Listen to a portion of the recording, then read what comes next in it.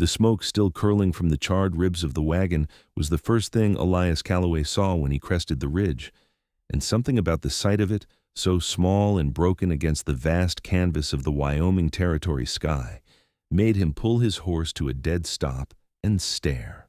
It was the autumn of 1874, and Elias had spent the last 11 years living in the mountains above the Laramie River Valley, trapping beaver and elk, trading furs at the post in Cheyenne twice a year, and speaking to other human beings only when absolutely necessary. He was 31 years old, built like a lodgepole pine that had survived 3 decades of mountain winters, broad through the chest and shoulders, with forearms roped with muscle from years of hauling game and splitting wood, his dark chestnut hair falling past his collar in thick waves he trimmed with his hunting knife when it began to annoy him. His jaw was square and shadowed with several days of beard, his eyes a deep, steady gray that had learned to read weather and terrain the way other men read newspapers. He was not a man who startled easily, and he was not a man who changed his course without good reason. But something about that wagon made him change his course.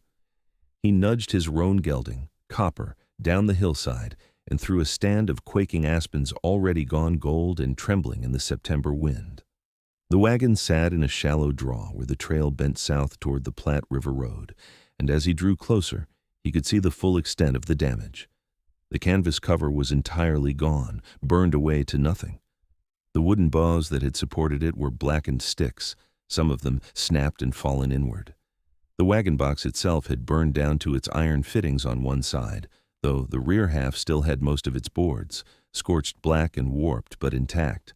One wheel on the left rear was completely gone, just the iron tire lying in the dirt, and the tongue of the wagon lay at an angle that suggested the oxen, if there had been any, had long since pulled free or been cut loose. It did not look like a recent fire.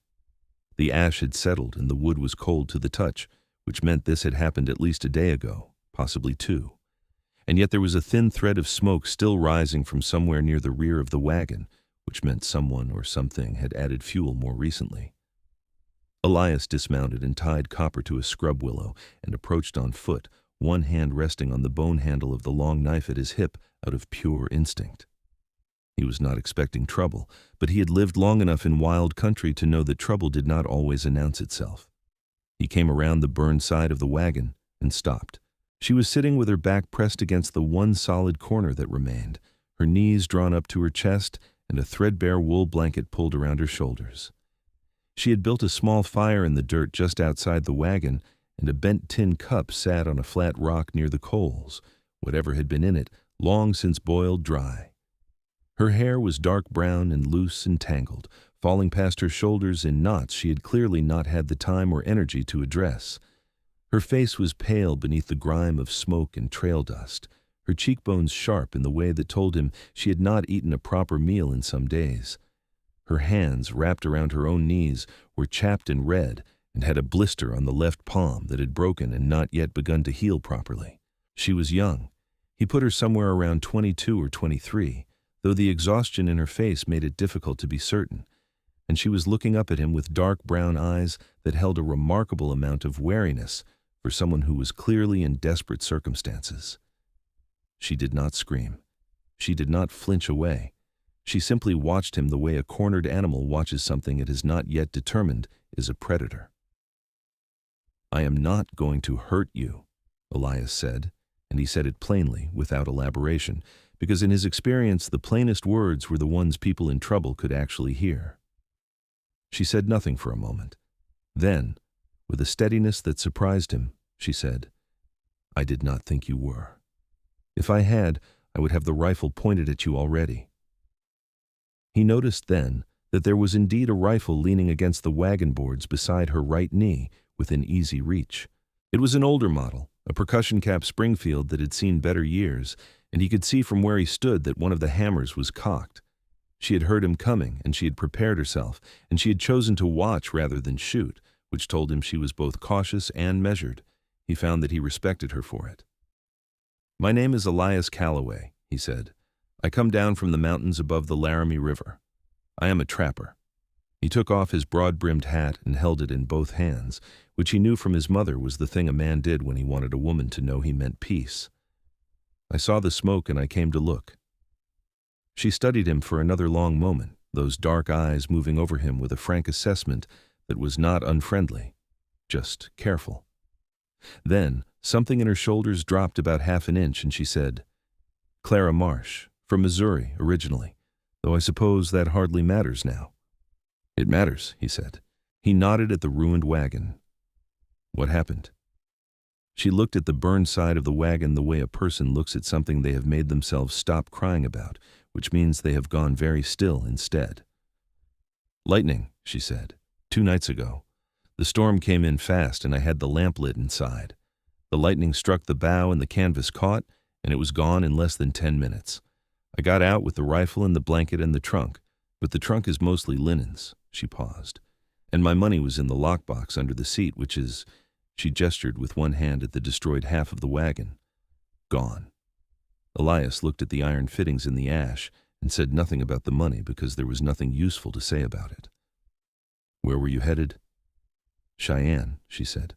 "I was traveling with my uncle and his family, but we had a disagreement about 3 days west of here, and She stopped and seemed to reconsider how much she wanted to share with a stranger. Then she lifted her chin slightly and said, "I decided to make my own way. I'd been making my own way just fine until the storm." He believed her on both counts. He looked around at the landscape, the shallow draw, the bent grasses, the distant dark line of the mountains against a sky going pale and vast in the early afternoon light. And he thought about the distance to Cheyenne, which was roughly 60 miles east and south, and he thought about the fact that she had no oxen, no money, no food that he could see, and a storm front that he had been watching build over the western peaks for the past 2 days that would come in hard by tomorrow afternoon at the latest.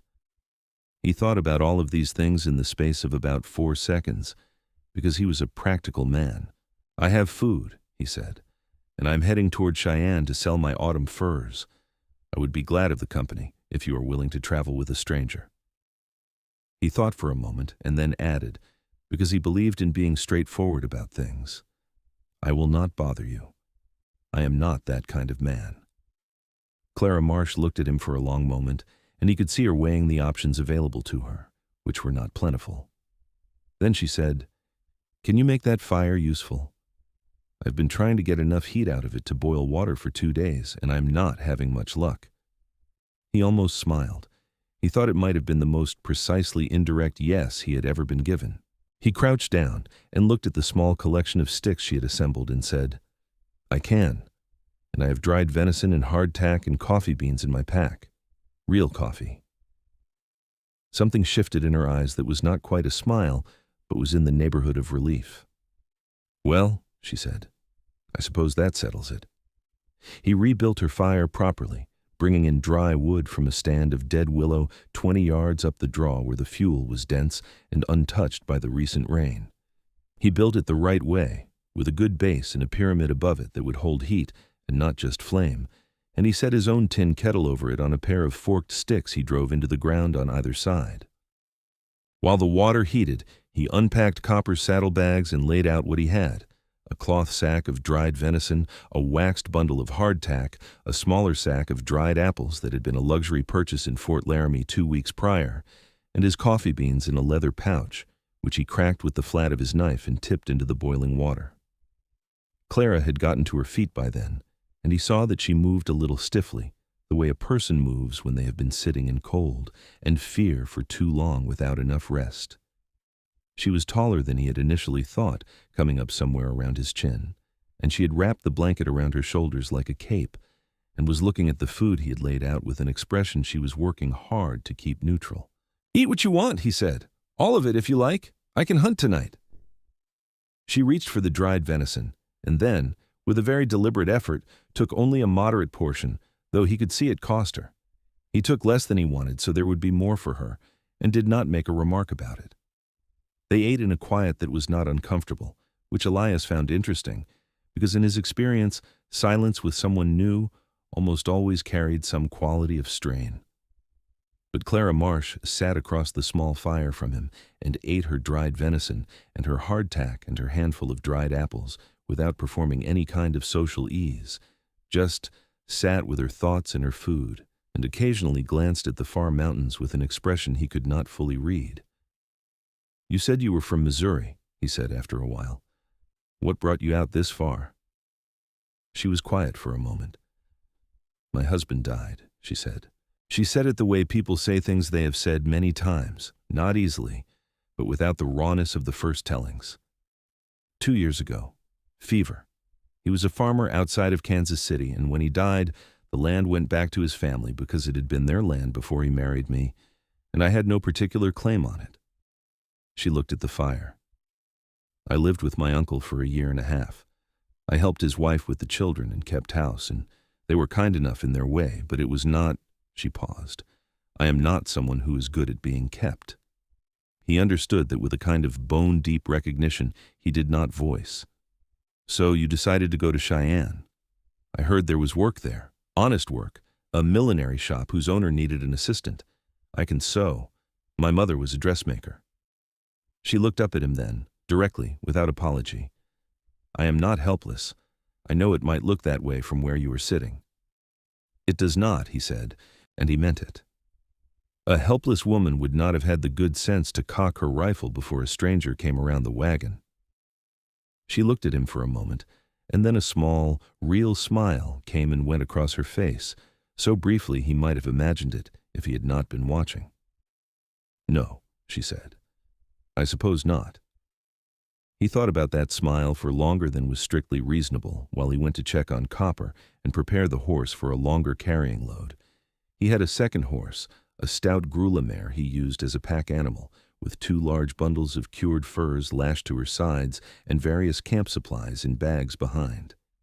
He rearranged the load to make room for Clara's trunk on the mare's back, which the mare accepted with her usual philosophical patience, and he thought that they could reach a way station he knew of on the Platte River Road by the following evening, if they pushed steadily. And from there, it was an easy 2-day ride into Cheyenne.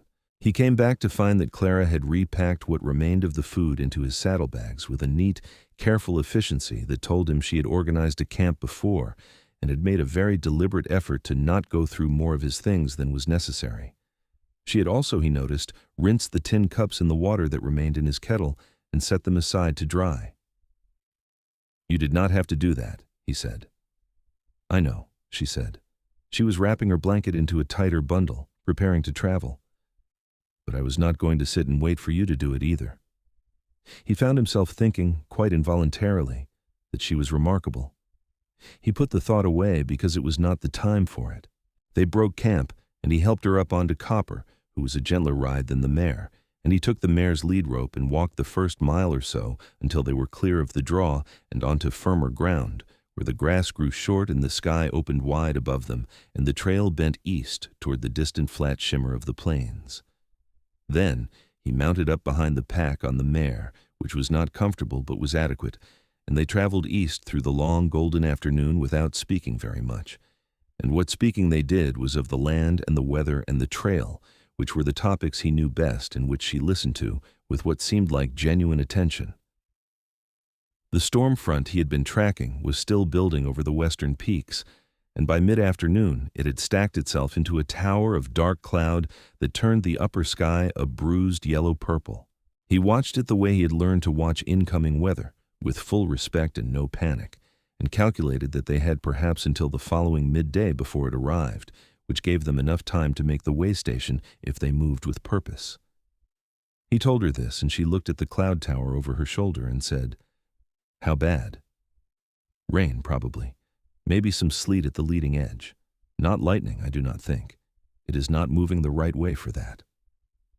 He looked at her face when he said the word lightning and saw her jaw tighten slightly. "We will be indoors before it arrives." She nodded once crisply and turned forward in the saddle. He saw her hands resting on the saddle horn tighten for just a moment and then deliberately relax. She was brave, he thought. Brave and practical and proud in the way that people who have lost a great deal without losing their self-respect tend to be proud. He wondered about the husband who had died of fever, and then stopped wondering about him because it felt like reaching into a room he had not been invited into. They made camp that night by a narrow creek that ran cold and clear from a spring further up the draw, in a hollow of cottonwood and box elder that cut most of the wind. He shot a pair of cottontail rabbits in the last light and cleaned them efficiently and had them over the fire within the hour, and Clara made a kind of camp bread from the small amount of flour he kept in his pack, pressing it flat and cooking it on a heated stone near the coals. It was simple food, and it was good, and they ate it in the firelight, with the wind moving through the cottonwood leaves above them and the stars where they showed through the gathering clouds, impossibly large and bright. "You have been up here a long time," Clara said. It was not precisely a question. 11 years, he said. "I came up from Tennessee when I was 20. My father had a farm there, but he had more sons than acres, and I was," he considered the right word, "I was not suited to farming." He looked at the fire.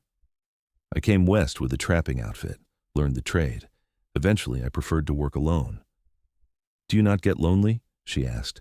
She asked it directly, without coyness, the way a person asks a question they have been genuinely thinking about.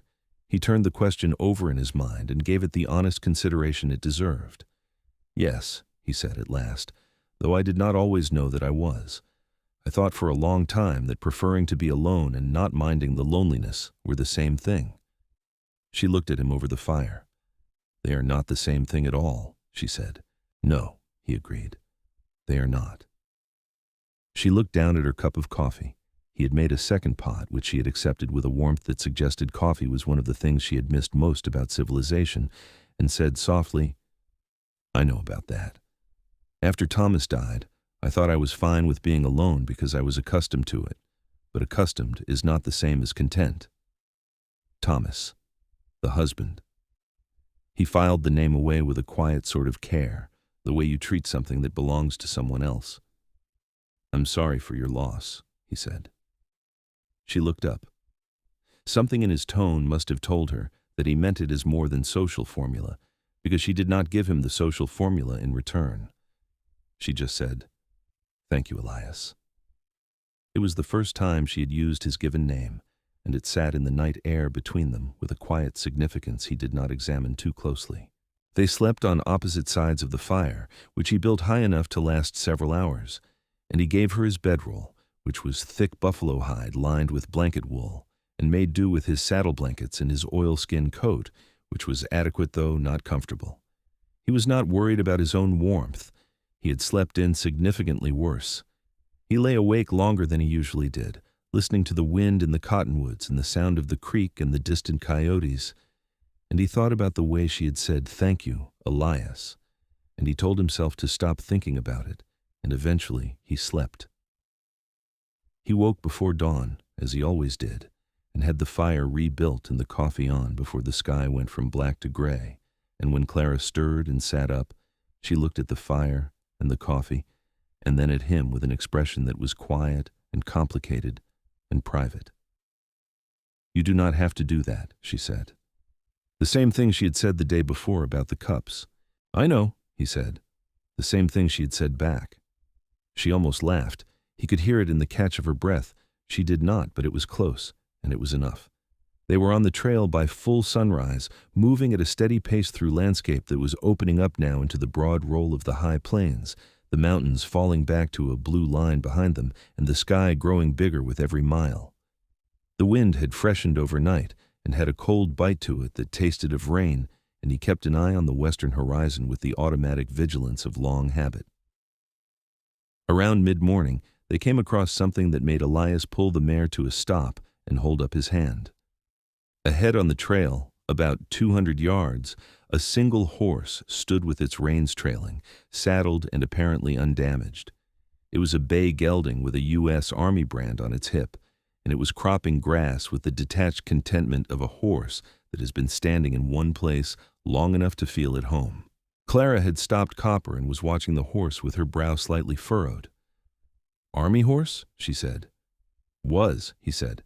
"That brand is old. Looks like it was discharged or sold off."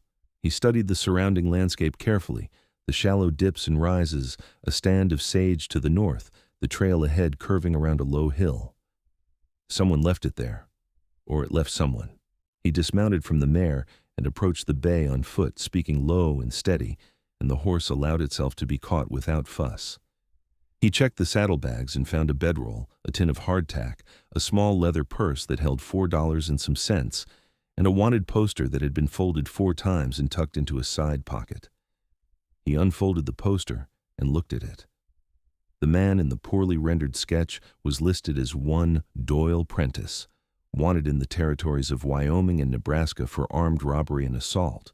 The reward was $30, offered by the Laramie County Sheriff's Office. He showed the poster to Clara, who read it with her lips pressed together. "Is he nearby, do you think?" she asked. "Hard to say," he said.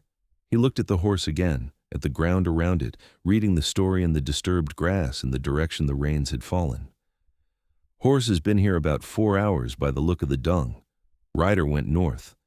He pointed to the faint impression of boot heels in a soft patch of dirt near the trail's edge, heading toward the sage.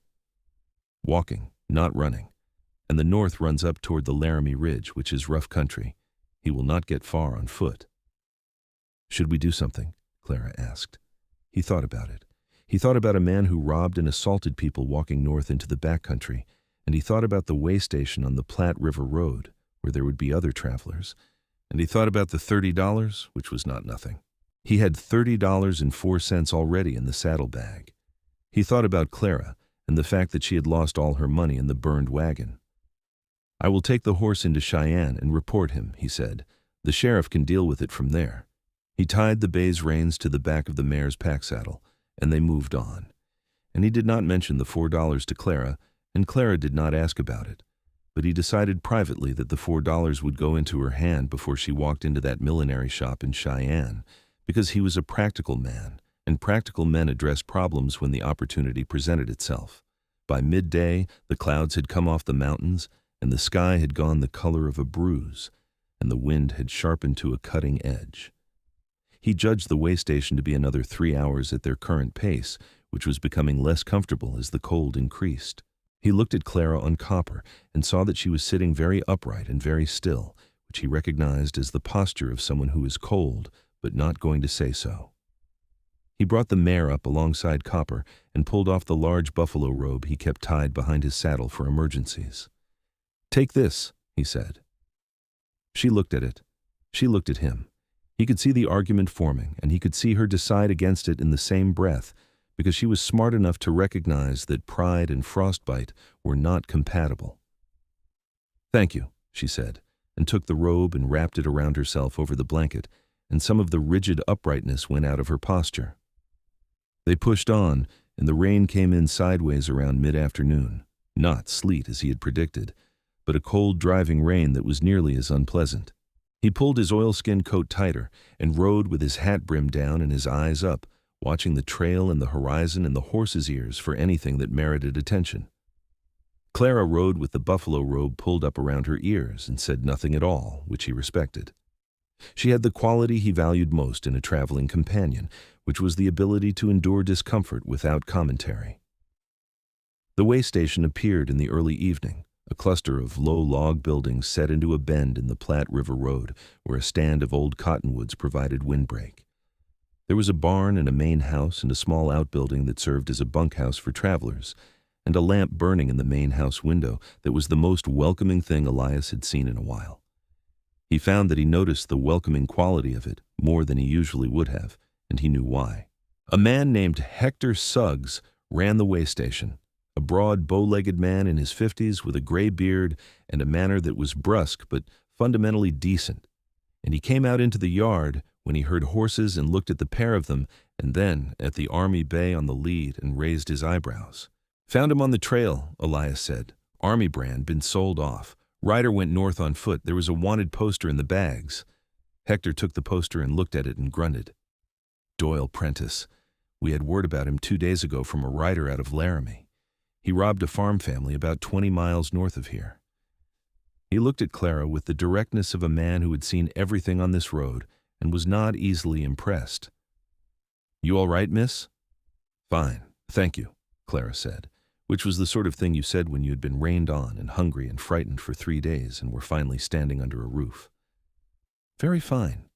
Hector looked at her again, and then went into the house and came back with a dry shawl, which he handed to her without ceremony, and said that supper was in an hour, and that there was hot water in the back room for washing, which made Clara's eyes close briefly in what Elias recognized as profound relief. The main room of the way station had a long table and a stone hearth and several mismatched chairs, and in addition to Elias and Clara, there were 3 other travelers sheltering from the rain, a pair of brothers from Ohio who were looking at land further west and who were aggressively friendly in the way of men who have been each other's sole company for too long, and a quiet, neat-looking woman of perhaps 50 who introduced herself as Mrs. Aldrich and said she was heading to Cheyenne to visit her daughter. Mrs. Aldrich looked at Clara with a quick, perceptive eye and shifted slightly to make room on the bench beside her, and Clara sat down, and the two of them began to talk in low voices with the ease of women who have both weathered enough of life to skip the preliminary performances. Hector's wife, a small, sharp-eyed Lakota woman named Brightwater, who had married him 15 years ago and who ran the way station's actual operations with a calm efficiency that her husband loudly took credit for, served a supper of venison stew and sourdough bread and dried apple pie. And it was the best meal Elias had eaten in several weeks, though he would have said the same of anything served hot at a table after a day in the cold rain.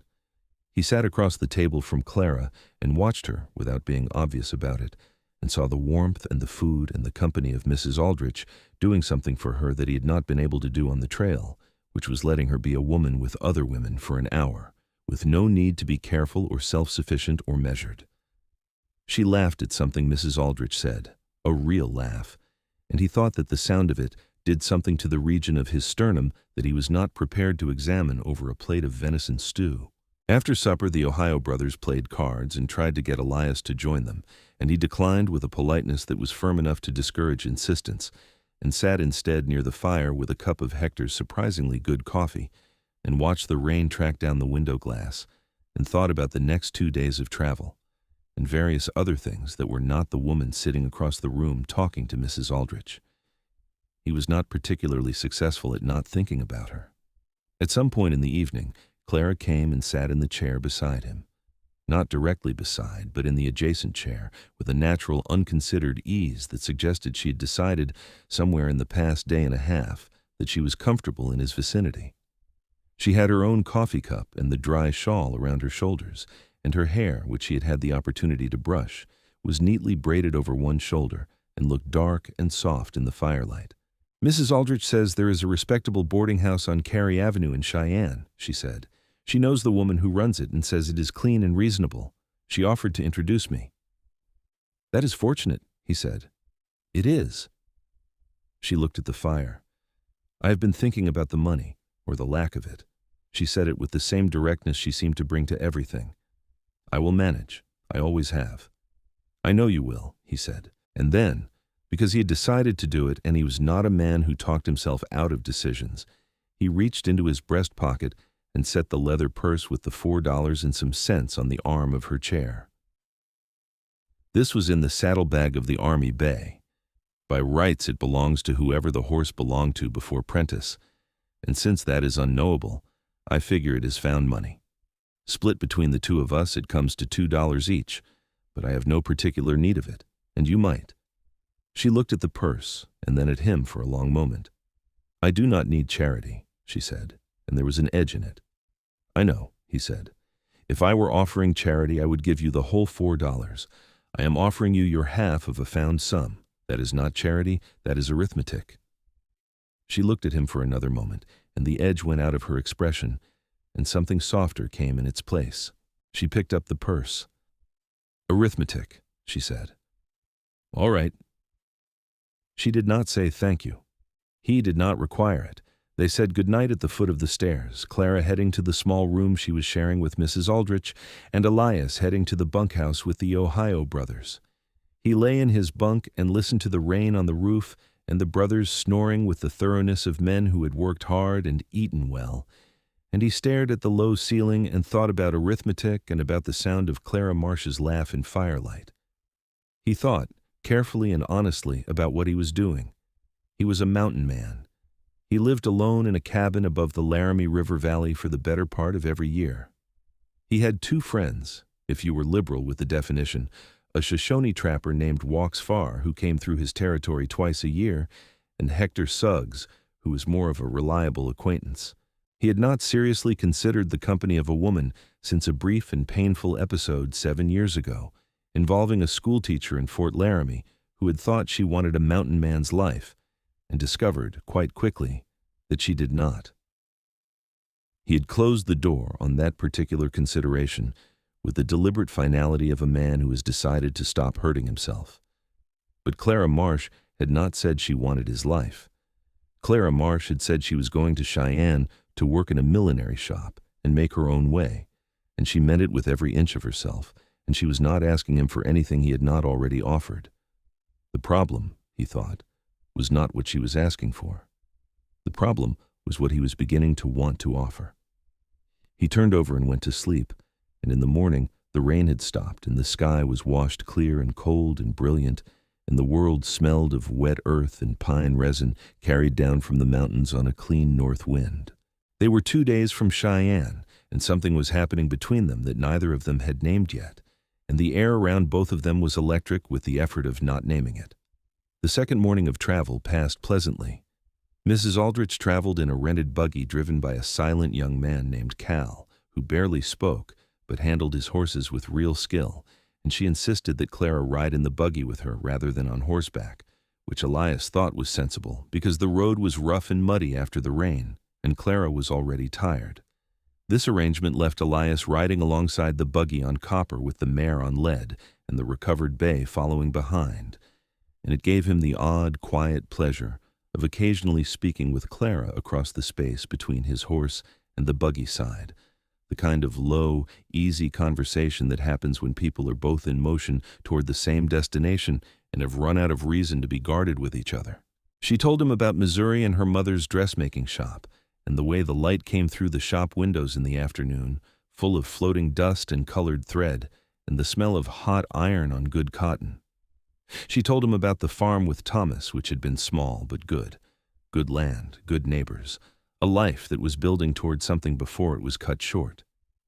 She told him without self-pity or bitterness, with a kind of clear-eyed honesty that told him she had done the hard work of grief and come out the other side of it still herself. He told her about Tennessee and his father's land and his brothers, who were all still there as far as he knew, farming the red clay hills with varying degrees of success. He told her about the mountains when he first saw them, coming west with the trapping outfit, and the way they had looked at dawn, the absolute still beauty of them, and how he had known, with the certainty of a thing that does not require argument, that he would not be going back east. He told her about his cabin, which was built well, though he said this without boasting, just as a fact of construction. Good logs, a solid stone chimney, glass windows he had freighted up from Cheyenne 3 years ago, which were his greatest luxury, and one he did not regret. "Glass windows," she said, and her tone was thoughtful. "It makes the winter better," he said, "the light." She looked at the mountains behind them, visible now only as a faint blue line, and said nothing. And he did not press, but he thought about the way she had said glass windows with that particular thoughtfulness. They camped the second night in a stand of cottonwoods near a reliable spring Elias knew, and this time, without any particular discussion, the camp routine fell into a comfortable division of labor. He gathered wood and tended the horses and shot a pair of grouse, and Clara prepared the cooking setup and made the camp bread again, which was better this time because she had replenished the flour at the way station, and Mrs. Aldrich contributed a pot of good beans she had been soaking since morning. The 4 of them ate around the fire in a companionable warmth, and Mrs. Aldrich talked about her daughter in Cheyenne, who had married a banker and was expecting her second child, and the Ohio brothers, who had caught up with them in the afternoon and been welcomed into the camp with Midwestern expansiveness, talked about the land they were hoping to find. After supper, Clara walked a little way from the fire to look at the stars, which had come out thick and brilliant after the clouds cleared, and Elias followed her, not because he had decided to, but because his feet had made the decision without consulting the rest of him. She heard him come up beside her and did not turn, just kept looking up at the sky. "They are different out here," she said. "Bigger," he agreed. "In Missouri, the sky is always halfway full of trees or hills. You never see the whole thing at once." She tilted her head back. The starlight was strong enough to catch the line of her jaw, the curve of her cheek, the particular quiet of her expression when she was not performing anything for anyone and was just herself. "I think I understand why you did not go back." He looked at the sky and then at her, and he said with more honesty than he had intended, "The sky is part of it. It is not all of it." She turned to look at him then.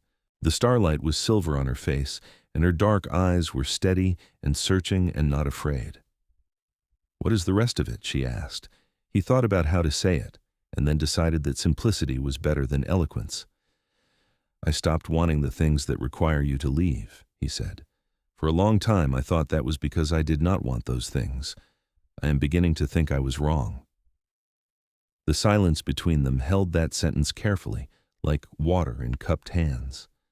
Clara looked at him for a long moment, and then she looked back at the stars, and he could see from the side of her face that something had moved through her expression, something quiet and complicated and very much alive.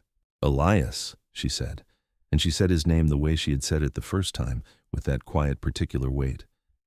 "I came out west to start over, not because I was running from anything, but because I wanted something that was mine, a life that I chose." She paused. "I'm still going to Cheyenne." "I know," he said. He was not asking her to change that. He would not have dreamed of it. "I'm still going to work in that millinery shop," she said. "I would not expect otherwise," he said. She turned to look at him again, and now there was something almost amused in her expression and something else beneath it. "You are a very strange mountain man," she said. "I have been told that before," he said, "usually as a complaint." She laughed, and this time she did not stop it before it reached her eyes. It was a full laugh, real and warm and completely unguarded, and it did to his chest what he had known it would do since the first time he had almost heard it the night before. He stood in the starlight beside the woman who had been living in a burned-out wagon 3 days ago, and felt something that had been very still inside him for a very long time begin, carefully and with appropriate caution, to move. They walked back to the fire together, and they did not say anything more about it, and that felt right. Some things needed time around them before they were ready to be spoken plainly, and he had lived long enough in quiet country to know the difference between a silence that was empty and a silence that was full. Cheyenne arrived the next afternoon, rising out of the flat plains like a proposition, a town of several thousand people in the middle of 1874, the Union Pacific Railroad having come through in 1867 and transformed a rough camp into a real city of some ambition. There were streets of businesses and hotels, a Capitol building under regular discussion, though the territory was not yet a state, saloons and churches and livery stables, and the offices of lawyers and bankers and land agents. It was loud and fast and dense after days of open country, and Elias felt the particular sensation he always felt riding into a settlement, that slight compression of self that came with the proximity of too many people and too much noise. But he noticed that Clara sat up straighter as they rode down the main street, her eyes moving over the storefronts with an expression of alert interest that was very different from anxiety. She was not overwhelmed by the town. She was reading it, assessing it, finding her bearings within it with the quick, practical intelligence she brought to everything. He watched her and thought she was exactly where she had been going all along, and the thought was complicated in him. Mrs. Aldrich directed Cal to the boarding house on Cary Avenue, which was a trim, white-painted building with a flower box in the front window that was showing late asters in the September weather. The landlady, a Mrs. Farnsworth, was exactly as described, clean, reasonable, and possessed of the kind of calm authority that made clear she had no interest in drama, and every interest in the comfort and propriety of her house. She showed Clara the available room, which was small but had 2 windows and a decent bed and a pitcher and basin on a stand, and Clara ran her hand over the windowsill with a gesture that was so unselfconsciously homesick and hopeful that Elias looked away. He helped carry her trunk up the stairs, and at the door of the room he set the trunk down, and she turned to him in the small space of the upstairs hallway, and they looked at each other with the full weight of 3 days of travel between them. "Thank you," she said, and this time she said it with everything in it. Ikneito. It was glad company, he said, and he meant that, absolutely. She looked at him for a moment, and then, with the decisiveness that was so essentially her, she said, "The millinery shop is on 18th Street. I intend to present myself there tomorrow morning. After that I will have a better sense of what my days look like." She paused. "If you are in Cheyenne long enough, I would be glad to offer you a decent supper by way of thanks. Mrs. Farnsworth serves a proper meal on Thursdays." He held perfectly still for a moment and then said, "I'm usually in Cheyenne for about a week when I bring in the autumn furs."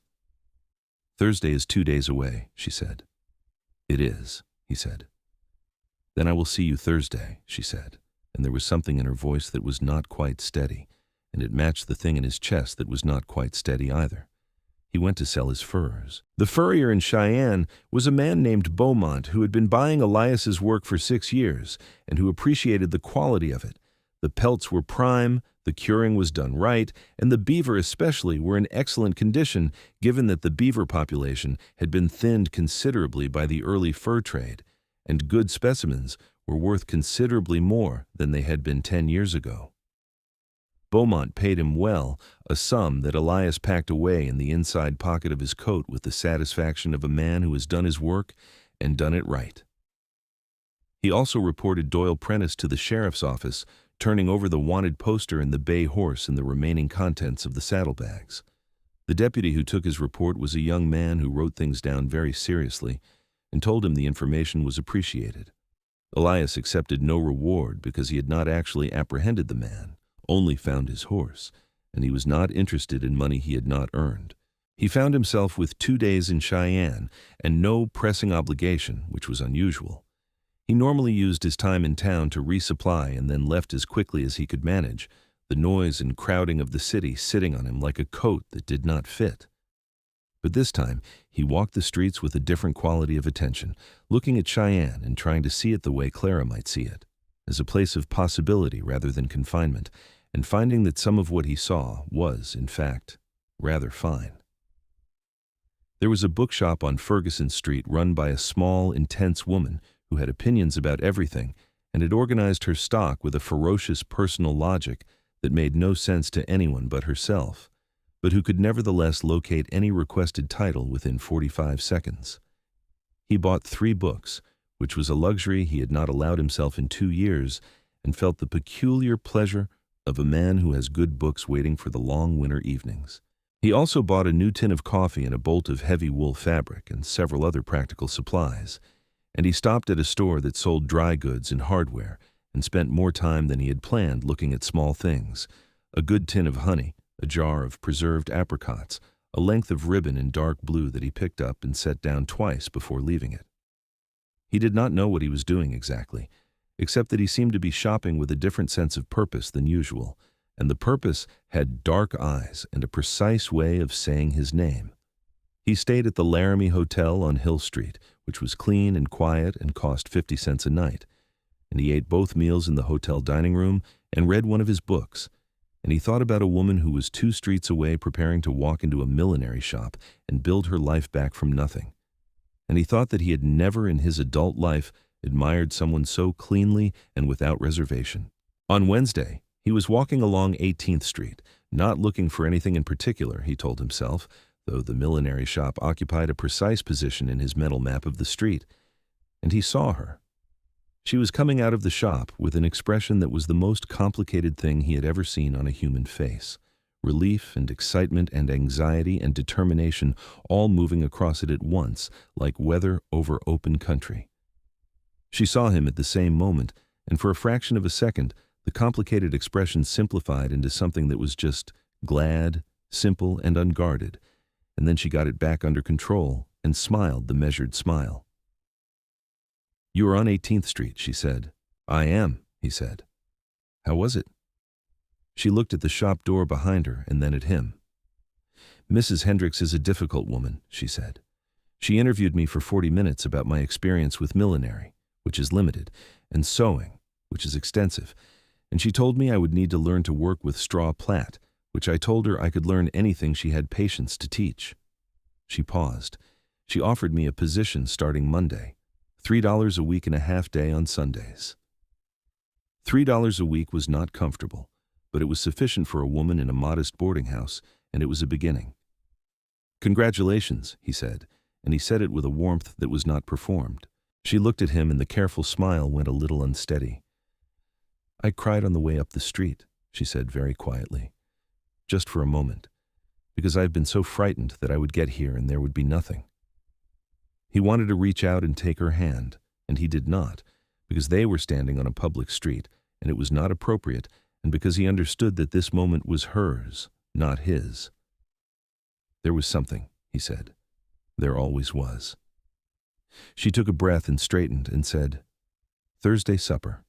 Mrs. Farnsworth's table at 6 o'clock. Do not be late, she is firm about it." "I will not be late," he said. He was not late. He arrived at Mrs. Farnsworth's at 5 minutes to 6, having spent an unreasonable amount of time in his hotel room attempting to make his hair lie flat, which it declined to do with customary stubbornness. He had brushed his coat and cleaned his boots and done what he could, which was enough, he supposed, for a man who lived in a mountain cabin and owned no cravat. Mrs. Farnsworth's Thursday supper was served in the dining room, a table of 8, the landlady herself, Clara, Mrs. Aldrich, who was still in town waiting for her daughter's confinement, an elderly minister named Reverend Hayes, 2 young women who were school teachers recently arrived in the territory, and Elias, who was considerably larger than the dining room chair and was aware of it, but sat down with as much dignity as the situation permitted. It was a good supper. Roast chicken and potatoes and green beans put up from the summer garden and a proper apple cake, and the table talk was lively and kind. Mrs. Aldrich spoke about her daughter and the impending grandchild. The school teachers, Miss Perkins and Miss Doyle, discussed the school they were to open in a settlement 40 miles west, and were earnest and terrified about it in equal measure. Reverend Hayes told long, good-natured stories about his parish in Ohio that ended in moral points so gentle as to be almost invisible. Clara sat across the table from Elias, and their eyes found each other repeatedly in the way that people's eyes do when they are thinking about each other and trying not to show it, and every time they did, something small and bright passed between them. Under the table, at one point, her foot accidentally touched his, and she moved it back with a composure that he matched with his own composure, but he felt the warmth of it from his boot to the top of his head. After supper, by a process of natural selection, they ended up on the boarding house's front porch, just the 2 of them, the evening coming down over Cary Avenue in long blue shadows and the sound of the city muffled and distant. There were 2 rocking chairs on the porch, and they sat in them, and the silence had the particular quality of a silence that is finally ready to become something else. "I spoke to Mrs. Hendricks today about the work," Clara said. "She says if I am quick and reliable, she may consider making me the head seamstress by spring. There is a possibility of taking on custom orders." She was looking at her hands in her lap. "I have been thinking about what it would mean, to build something here." He listened to what she was saying and what she was not saying. "It is a good city," he said carefully, "growing fast. There is more here every year." "Yes." She was quiet. Then she said, "Do you ever think about coming down from the mountains?" The question landed in the center of his chest.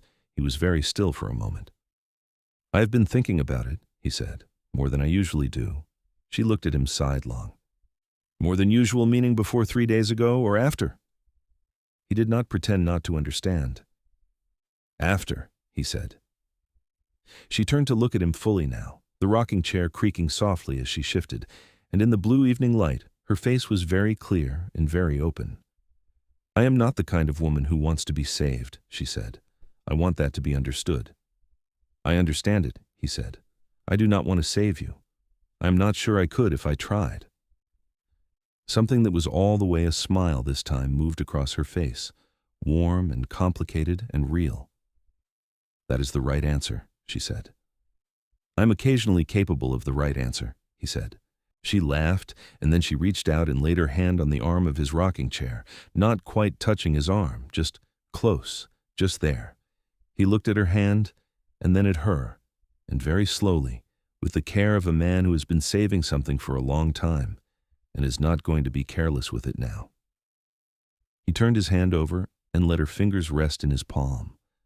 They sat like that for a long time, in the rocking chairs on the boarding house porch, while the city settled into evening around them and the stars came out one by one above the flat Wyoming Territory sky.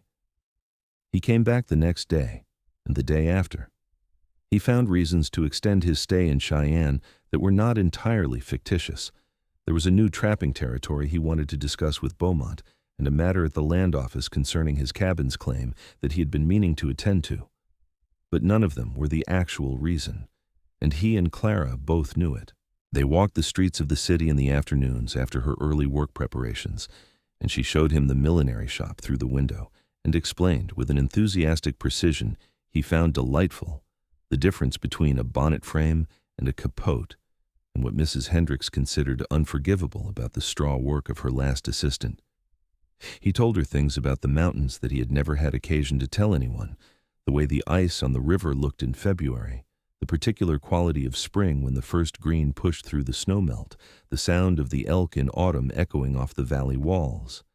They talked the way people talk when they have both been quiet for too long, with a kind of glad urgency, each conversation opening into the next one, each shared observation making a small permanent claim in the space between them. On his last evening in Cheyenne, a Saturday, he had arranged to take her to the hotel dining room for supper, which was the best meal available in town, and required, on his part, the closest thing to a presentable appearance he could manage, which was somewhat improved by the barbershop visit he had made that morning. His hair trimmed and his beard brought to something resembling a clean line, which the barber had approved of, with the professional satisfaction of a man who has rescued something from the wild. Clara wore a gray wool dress with a collar of cream-colored lace that she had clearly made herself, and she had put her hair up, and she looked, Elias thought, as if she had stepped out of something that had kept her small and was discovering how much room there actually was for her to take up. She was not dressed above her means, but she was dressed with a care and a precision that expressed, he thought, exactly who she intended to be. They ate a very good supper and drank a modest amount of wine and talked and laughed, and the evening was warm and easy and full of the particular sweetness that comes with things that are beginning when both people know it. Walking her back to the boarding house in the cool night air under the brilliant stars, he said, "I am leaving tomorrow morning." "I know," she said. She was walking beside him close enough that the back of her hand occasionally brushed the back of his. "The winter comes on fast in the mountains," he said. "I need to be back before the first heavy snow to bring in enough wood and lay in my stores." "I know," she said again. "I will come back in February," he said, "when I bring in the winter furs, or before, if the passes are clear enough." He stopped walking, and she stopped beside him, and they were standing under a street lamp on Cary Avenue, and the light made her face all amber warmth against the darkness. "I would like very much to come back to you, Clara." She looked up at him for a moment with those dark, steady eyes, and he could see her being honest with herself, which she always was, and finding the answer that was true. "I would like very much for you to come back," she said.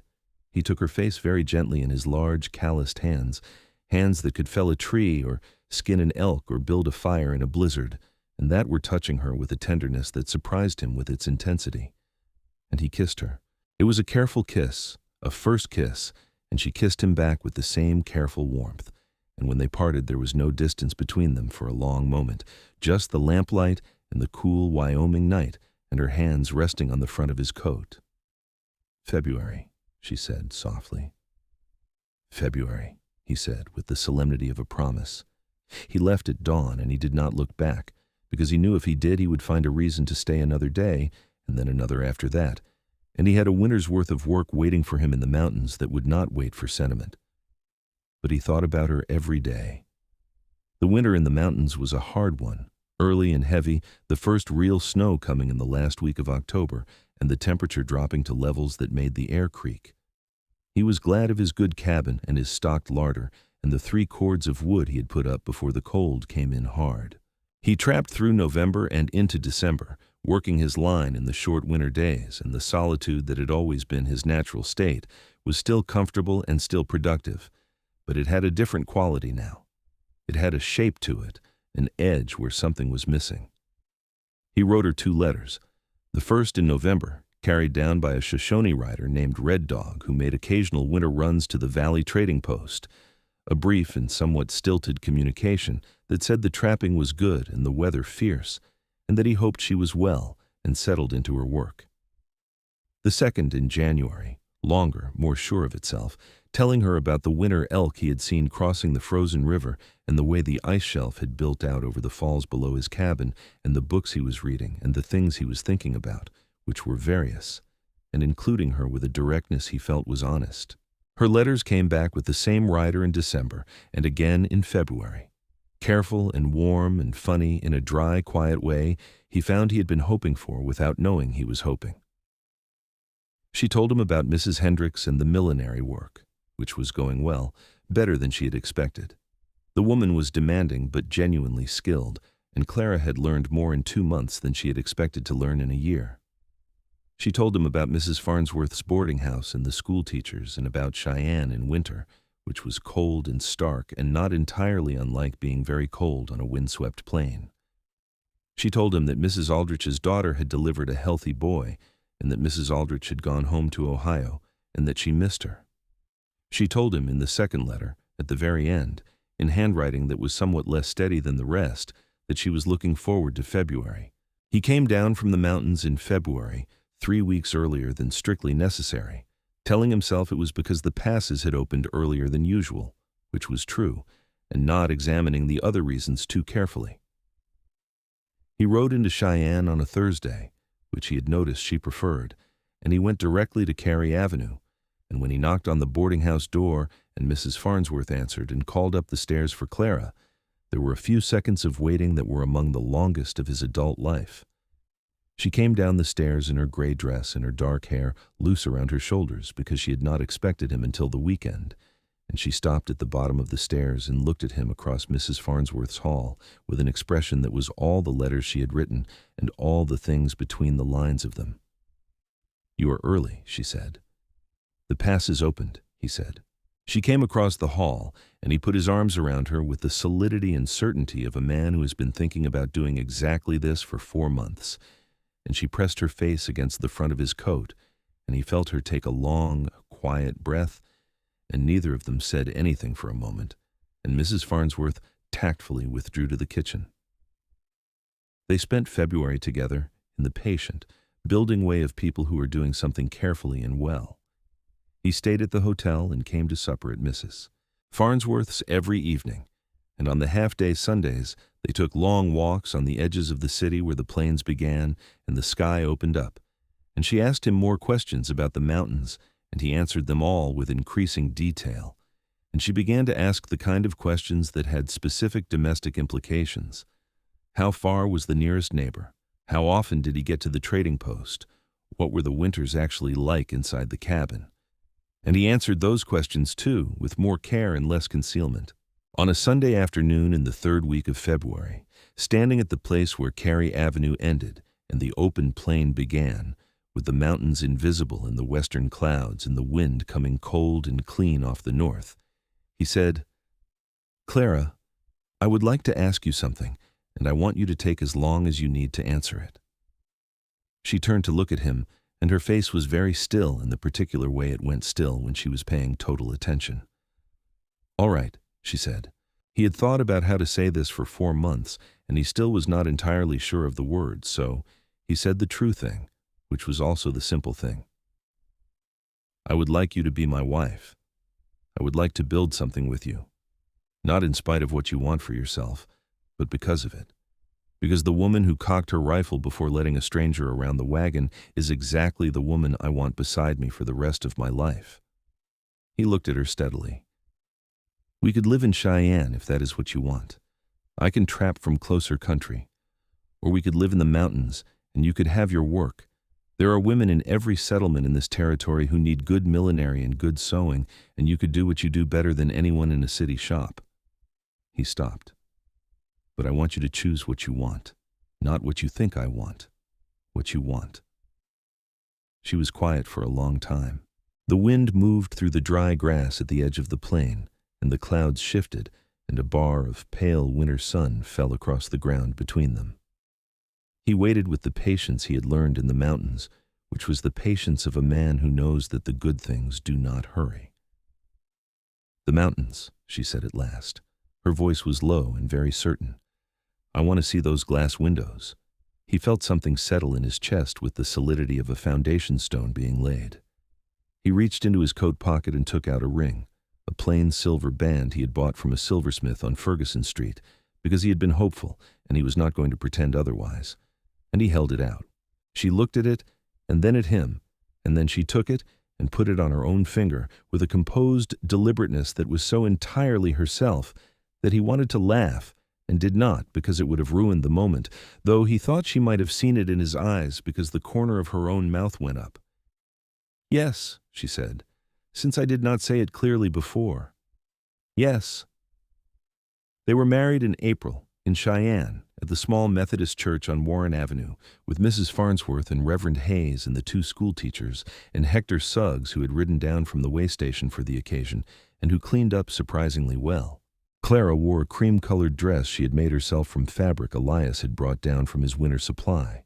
Good quality. He had bought the best the mercantile in Fort Laramie had offered, because he had known even then that she would use it well, and she had trimmed it with a narrow edge of blue that matched the ribbon he had picked up and set down in the store 4 months ago, which he had finally bought on his second trip to Cheyenne, and which he had given her without explanation because he had not been ready to explain it, and she had taken it without asking for explanation because she had understood.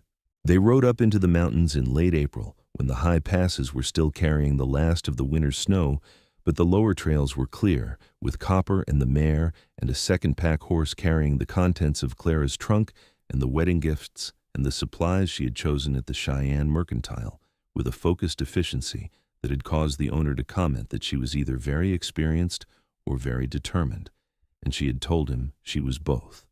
The cabin sat in a south-facing meadow above the Laramie River Valley, backed by a stand of old-growth lodge pole pine, and with a view down the valley that went on for what seemed like half the world. The cabin itself was solidly built, as he had said. Good square logs with tight chinking, a stone fireplace broad enough to heat the whole interior, and the glass windows that caught the afternoon light and spread it warm across the plank floor. Clara stood in the door of the cabin and looked at the valley below and the sky above and the light on the floor, and he stood beside her and watched her see it. "Oh," she said very quietly. It was not a disappointed sound. It was the sound of something matching what it was supposed to match. She set up the interior of the cabin with the same precise energy she brought to everything, finding places for her things among his things with a mutual accommodation that was occasionally negotiated and always resolved. He built her a sewing table near the south-facing window, where the light was best, and she set it up with her threads and her small tools and the pattern she had been working on for a commission she had taken from a rancher's wife in the Valley settlement 6 miles down the road, because she had begun her custom work before she had even moved into the cabin, because she was Clara. The spring turned to summer, and the summer was good. He hunted and trapped and kept the farm. It was less a farm than a well-supplied homestead, with a kitchen garden and a small stock pen for the 2 pigs he kept for winter meat, and Clara sewed and cooked and kept the cabin and rode down to the valley settlement on her own horse, a sturdy chestnut mare named Nell that he had bought for her in Cheyenne before the wedding, for fittings and deliveries. She had 3 regular customers in the valley settlement by July and 4 by September, and she had begun to get orders from as far as the Laramie Township, which was 20 miles east, and which she addressed with the same deliberate quality of attention she brought to everything. He watched her build it and felt a pride in it that was clean and uncomplicated, the kind of pride a person feels in someone else's accomplishment when they love them enough to want it without reservation. He helped when she asked for help, hauling supplies, fixing the bridle she had broken, once riding all the way to Fort Laramie to pick up a specific trim she had been waiting for. And he did not help when she did not ask, which was the more important skill. In the evenings they sat by the fire, she with her sewing or her reading, he with his own book or his tools, and they talked with the ease of people who have gotten past the performance of conversation into the real thing, the actual sharing of thoughts and observations and small daily events that constitutes the interior life of a life lived together. She made him laugh regularly, and he made her laugh somewhat less regularly, but more suddenly, which she said was worse, because she never saw it coming. He loved her. He had known he was going to, he thought, from the moment she told him the rifle was cocked. But the knowing and the being were different things, and the being was immeasurably better than even the best version of the knowing. In the autumn of their first year, in September, almost exactly 1 year after he had seen the smoke of her burned wagon from the ridge, Clara told him, on a Sunday evening by the fire, with a casualness that did not entirely conceal the enormity of what she was saying, that she was expecting a child. He was very still for a moment, and then he crossed the cabin and crouched down in front of her chair and took both her hands and looked at her and said nothing for a moment because there was nothing to say that was large enough. "I know it is a great deal," she said, searching his face. "I know we had not specifically." "It is the best news I have ever received," he said, with a quiet certainty that she heard and believed, because he did not say things he did not mean. Something went very soft in her expression, and she said, "I am glad." And the way she said it told him she had been, under all her composure, a little frightened about what his face would do. He held her hands and looked at her in the firelight, and thought about the burned wagon, and the cold fire in the dirt, and the cocked rifle, and the woman inside all of it. And he thought that if he had not come down the hill that September day the previous year, if he had ridden past and told himself it was not his business, he would never have known what he had missed, and would therefore never have been able to mourn it. He had been so close to the other version of his life, the empty and sufficient one, and the closeness of it made him grateful with a depth that sat below words. The winter was milder than the year before, which the old Shoshone trappers said meant a hard spring, and they were right. The spring of 1876 came in with late storms and heavy runoff that swelled the Laramie River and cut the road to the valley settlement for 3 weeks in April.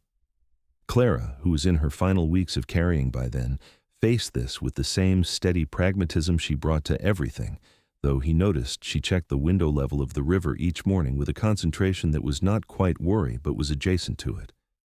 Their son was born in the first week of May, when the river had come down and the aspens were putting out their new leaves in that particular pale green that looked almost gold in the morning light.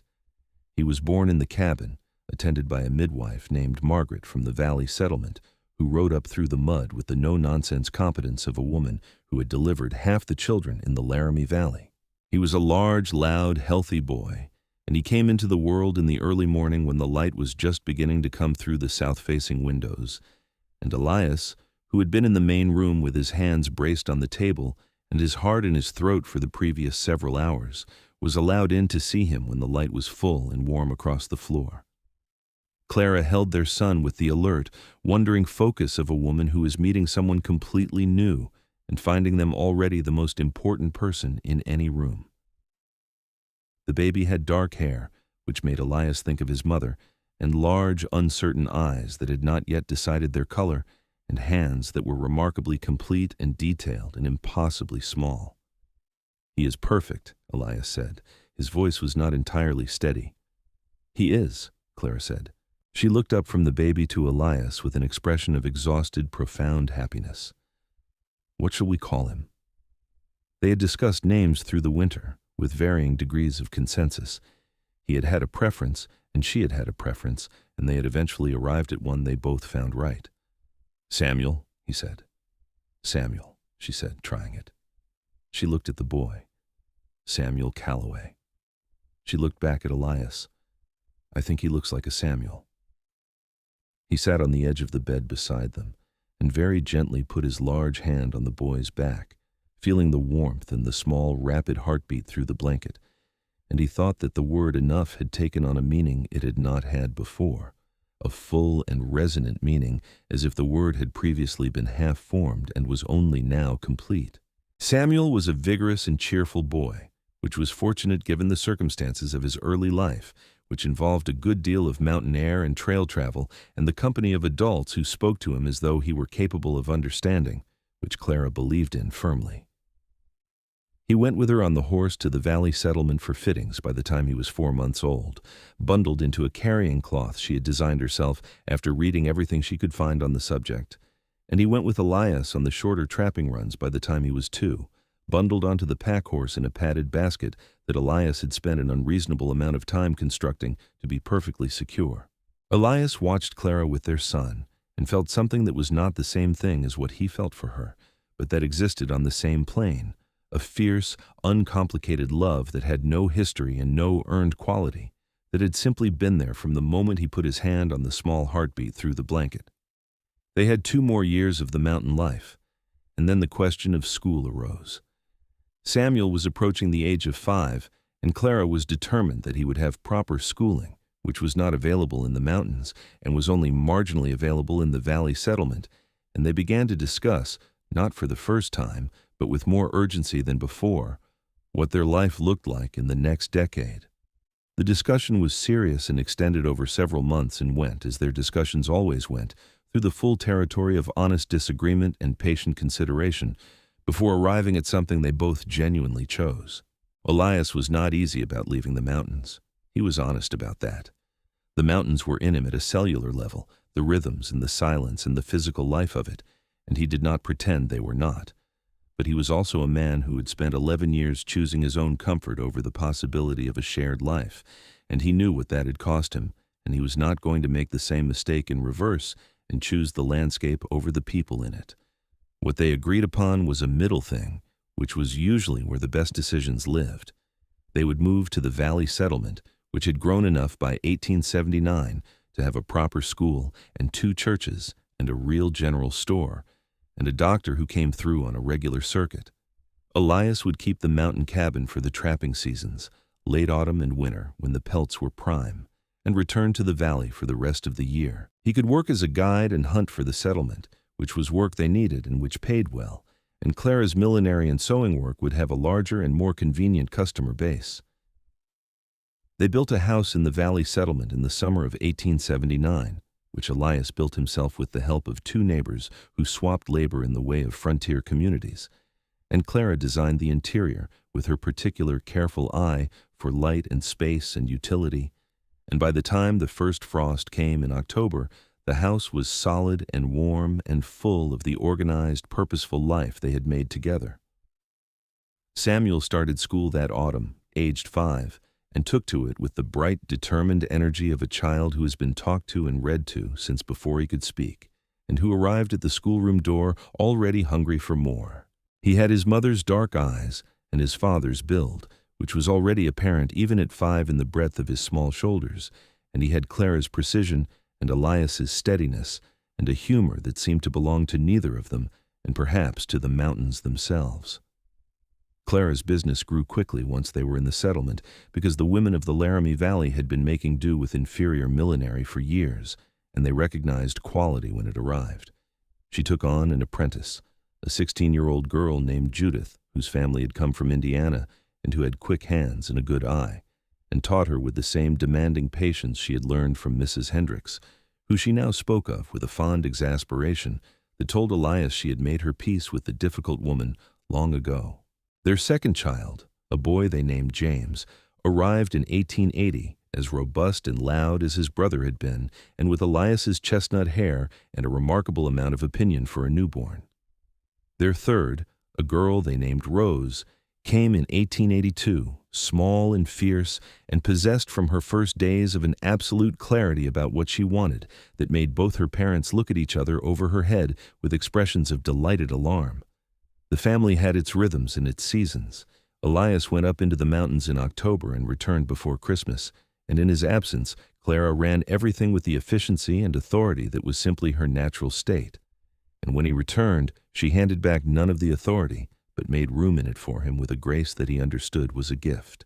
He came back from the mountains each winter, carrying pelts and stories, and the cold mountain air still in his clothes. And the children met him at the door with a clamor that he pretended to find overwhelming, and that was actually the most welcome sound in any world. He had not forgotten how to be alone. He still had days on the trapline that were pure solitude, him and the snow and the cold, clear air and the tracks of animals and the white silence of the mountains in winter. And he valued those days with a gratitude that was different from but not lesser than his gratitude for the crowded warmth of the house in the valley. He thought sometimes that the version of himself that had ridden past the burned wagon would have been adequate, survivable, and would never have known what he was missing. The thought made him glad with a depth that was almost frightening. One morning in the autumn of 1884, a decade after the day he had come down the ridge and seen the smoke, Elias was in the barn saddling Copper, older now, gray at the muzzle but still sound and steady, for the trip up to the mountain cabin, the beginning of the trapping season. The air was sharp, and the aspens were gold, and the sky was the deep, urgent blue of Wyoming in October, the kind of sky that asked something of you just to look at it. Clara came out to the barn in her coat, her breath making small clouds with a cloth sack of food for the trail, smoked venison and hardtack and dried apples, the same things he had fed her that first afternoon, and he noticed this every year without fail.